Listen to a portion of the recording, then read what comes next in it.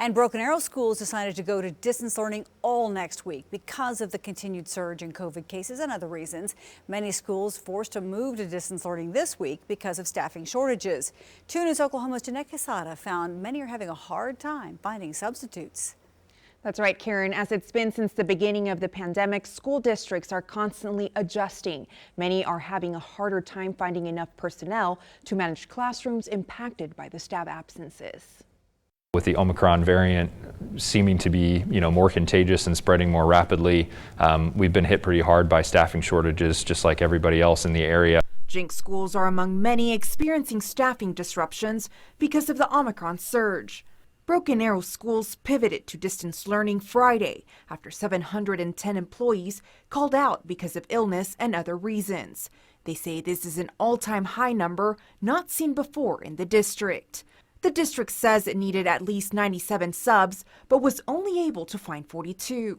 Jenks, though, was able to avoid transitioning all of its district to distance learning this week. The sites that we decided to transition to distance learning had anywhere between a 20 and a 25% staff absence rate, earlier in the week, and those numbers were consistently growing from the beginning of the week.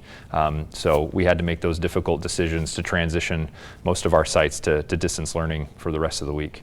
Sand Springs schools also transitioned to distance learning some this week because of absences due to the flu, COVID-19 illness, and COVID-19 testing delays. Union schools are reporting 28% out due to COVID or other reasons. The district even considered a faith-based community outreach program, asking for volunteers who could help manage merged classes with certified teachers. But Union put that idea on hold due to spike in COVID cases. Union public school leaders say they'll let parents know about plans next week on Sunday night. Labor says the Jenks substitute pool was already being depleted before the pandemic, but Omicron has reduced it even more. He says on any given day, only 30% of Jenks public school subs are available. Now that our sub pool has been diminished by COVID as well, and by people sick with family members or themselves, then that makes it even more difficult to fill those classrooms with our normal sub pool. Labor says transitioning to distance learning is always their last resort, but that decision is made with the students' safety and best interest as top priority. Having classes that cannot be covered or having somebody cover those classes that may not be qualified is not, in our mind, a good option for us for instruction for our students. So those were kind of the main reasons to move to distance learning.